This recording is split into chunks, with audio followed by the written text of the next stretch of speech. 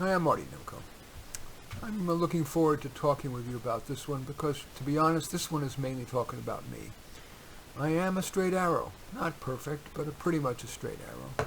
And it seems as though the straight arrow has increasingly, certainly over my lifetime, been denigrated in favor of the quirky, the offbeat, the rebel, the loud and proud. And I think that the straight arrow, in many ways, are the people who make this country run. They're the people who are often anonymous cogs in the corporate wheel. They are the people who do the thankless jobs, the sewers and the roofs, and build the furniture, and design the webcam I'm talking to you on, and who created the internet. Most of them are not at Burning Man and doing a lot of dope. And I think it's perhaps more entertaining, more credible, and maybe even more instructive if I start by telling you my life as a straight arrow from when I was a little kid.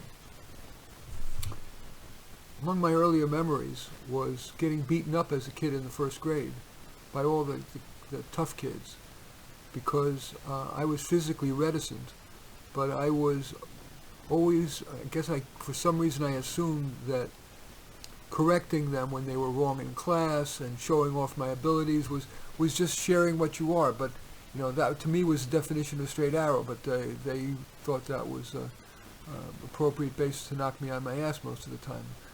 I don't know if you've heard of the word noogies, but noogies are when they take they point out your knuckle and they pound it away at your head. That's why I lost all my hair. No, that's a joke. Anyway, while I was not a big fan of homework like any other kid, while other kids were, frankly, whatever they were doing, I think picturing now in the 5th or 6th grade and they were partying or whatever. I went to a few parties, but, and certainly after school, while I did play my share of basketball, there were many afternoons I simply sat in my room and read, would you believe, anatomy books, not grown-up ones, but, for kids who were a little older than me.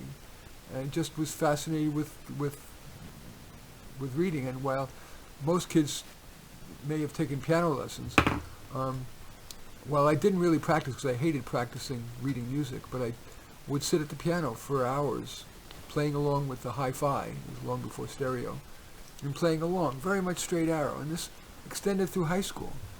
My little group of friends we would never dream of drinking or we never even thought about pot. It was off of our radar. I think if they gave us drug education, we might have become more aware of it and tried. But even though this was this was 1967 when I was a senior in high school, our parties where we thought it was being not outrageous, but it was slightly rebellious to be drinking soda rather than juice, and we chips and dip, which is the kind of garbage food our parents wouldn't let us have, and we thought it was really cool to be able to have onion dip. The Lipton's onion soup with sour cream and mayonnaise with that packaged Lipton soup, onion soup. And then close dancing was, for us, outrageous. You see what I mean by straight arrow? While other kids were getting, high and group sex and what they used to call it, tune in and tune out or whatever it is. I never understood the Beatles, let alone the Stones. Their musicianship and their words seemed simplistic compared to, and talk about the ultimate straight arrow. I loved Barbra Streisand, Ella Fitzgerald, Robert Goulet, Dionne Warwick.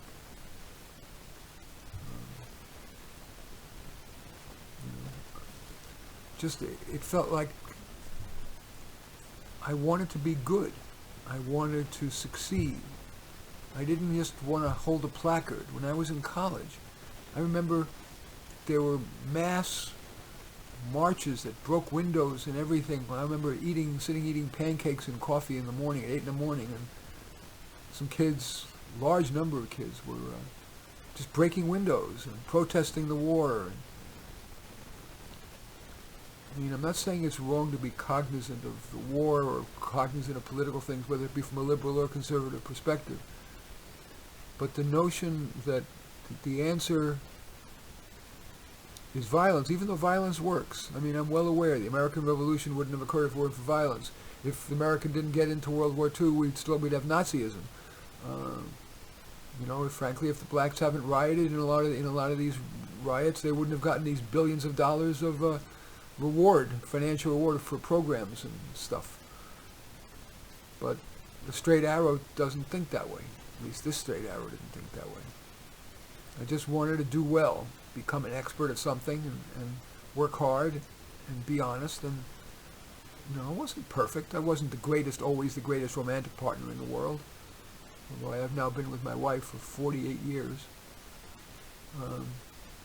More straight arrow.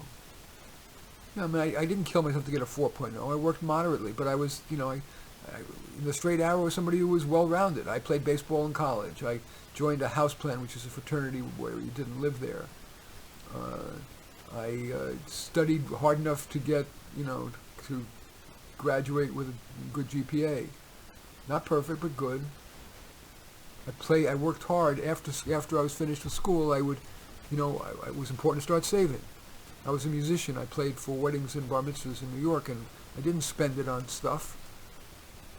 I saved. I went to the Merrill Lynch office, and I said, what's the best way to invest this? Now, it happened the guy was a crook and kept churning me, and I later learned about Vanguard. But again, that is a perfect example of straight arrow. I'm not a big spender. When my wife and I didn't have much money, we stayed at cheap hotels. Really cheap hotels. Almost like, I'm embarrassed. Welfare type hotels. Until we could afford it. Now we have money and, and again, every time we had extra money, we saved. We put it into our Vanguard mutual fund.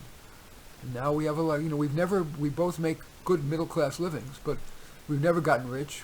I swear we've never done anything, anything, who knows, but, we've lived pretty ethical lives. Me as a career counselor and host of a show about careers on NPR and writing every day for Time, and not every day for Time, but a lot of essays for Time, Washington Post, Atlantic, and now an incredible, to me, I can't even believe I can keep coming with topics, 1,900 articles for Psychology Today. People ask, why do I keep doing it?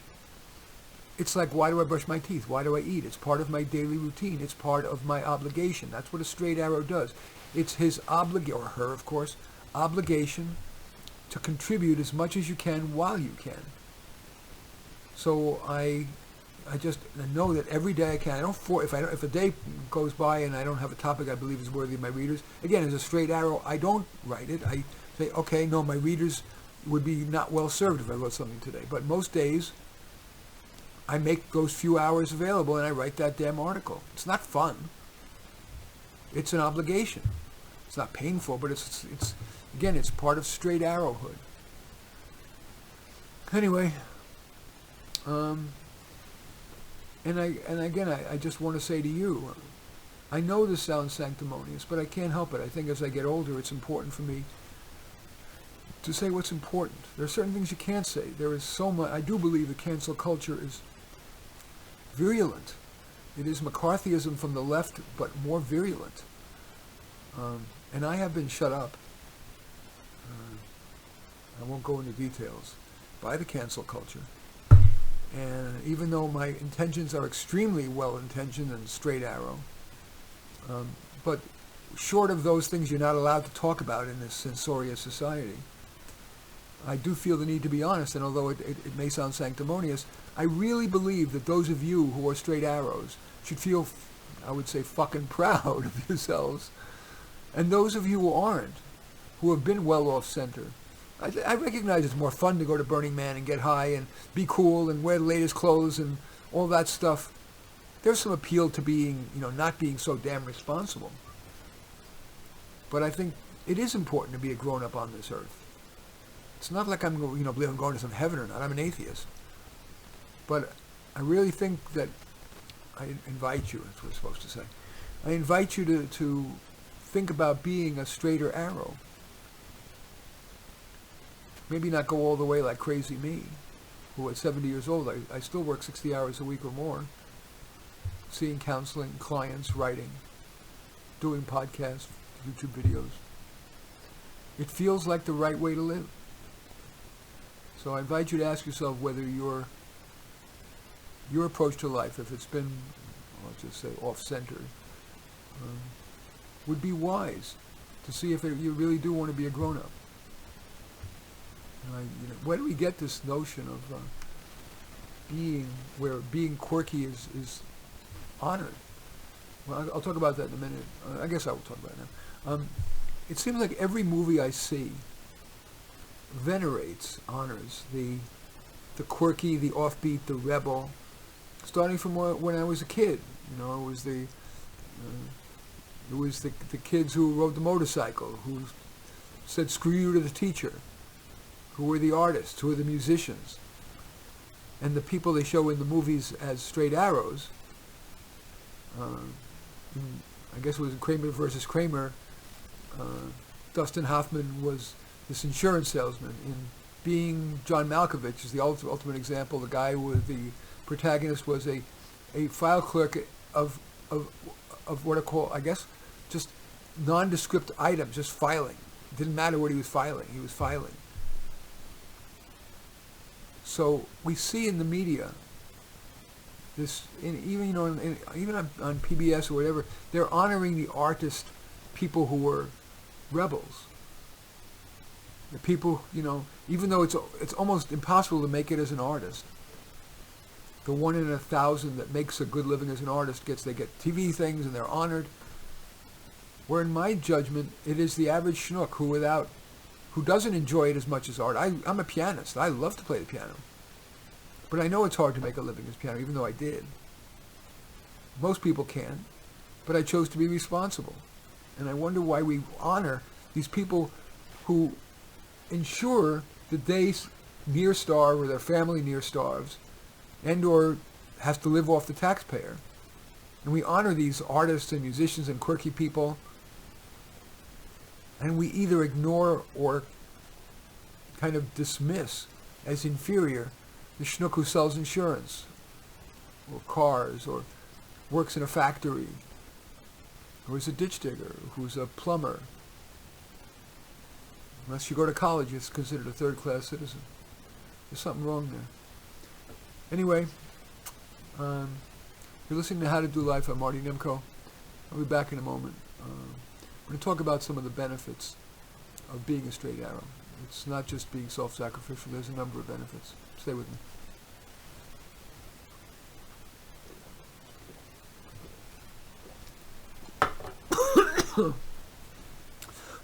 That went down the wrong way. Excuse me. Okay, I'm back.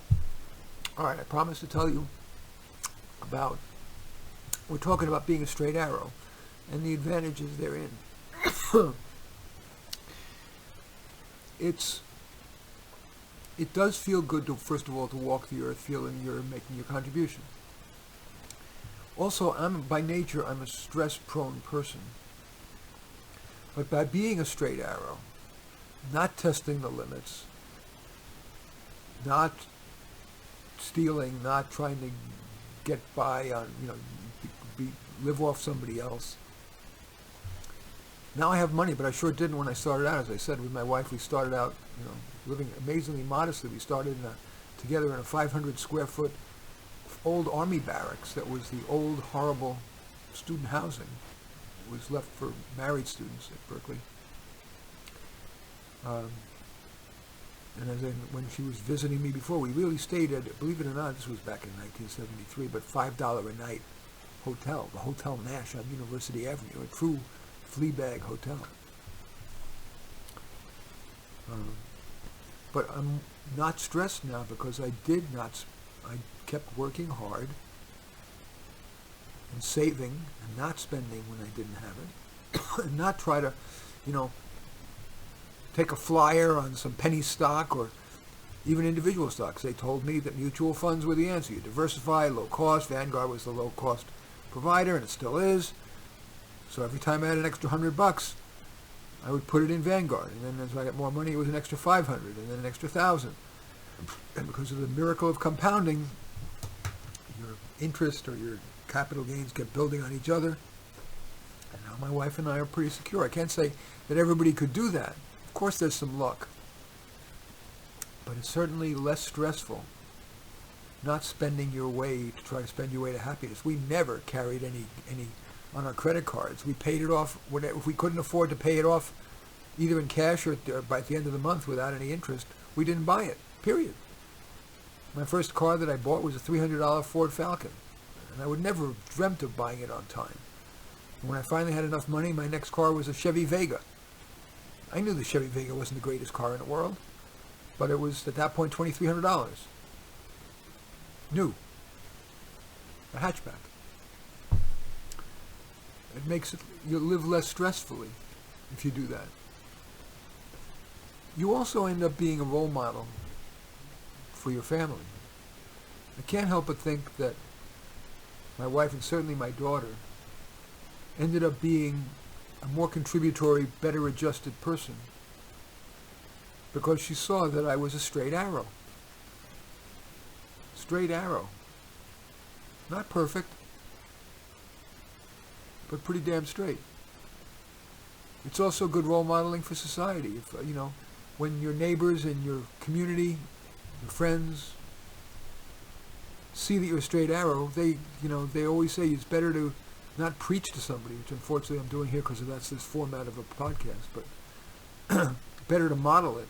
And I like to think that if I was modeling good behavior, I'm deliberately making a judgment call. It's good behavior to get up, go to work, do your job, be responsible, save money. And in my case, while marriage is it's a miracle in some ways that the institution has lasted this long.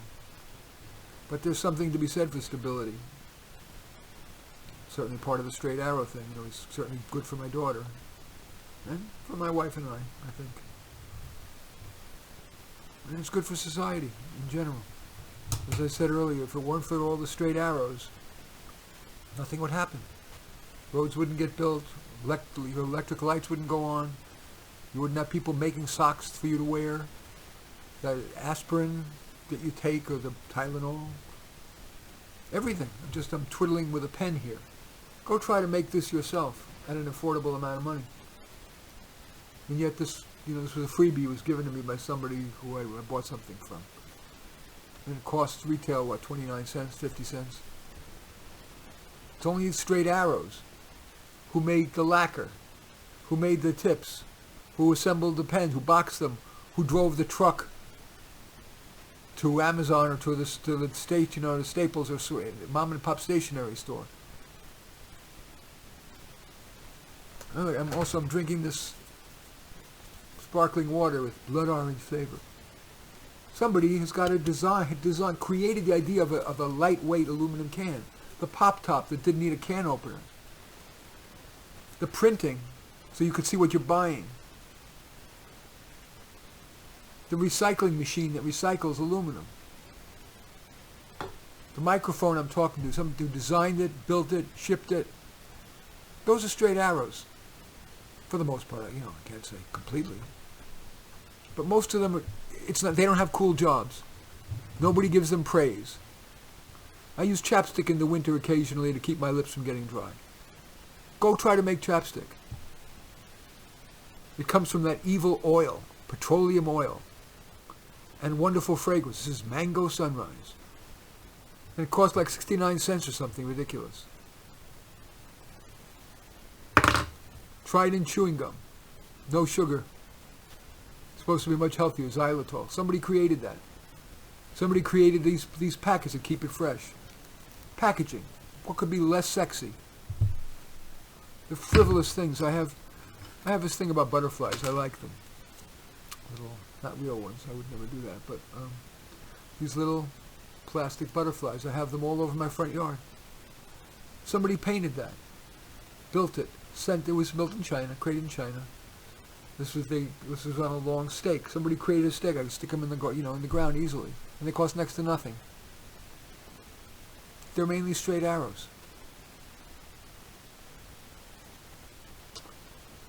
All right. I think we're going to keep this short. I don't think we need to fill all the rest of the time. So, in summary, I apologize for appearing sanctimonious, but I'm letting my desire to be honest trump that. One thing you can be sure is I'm being authentic. And so I invite you to ask yourself whether you want to be more of a straight arrow.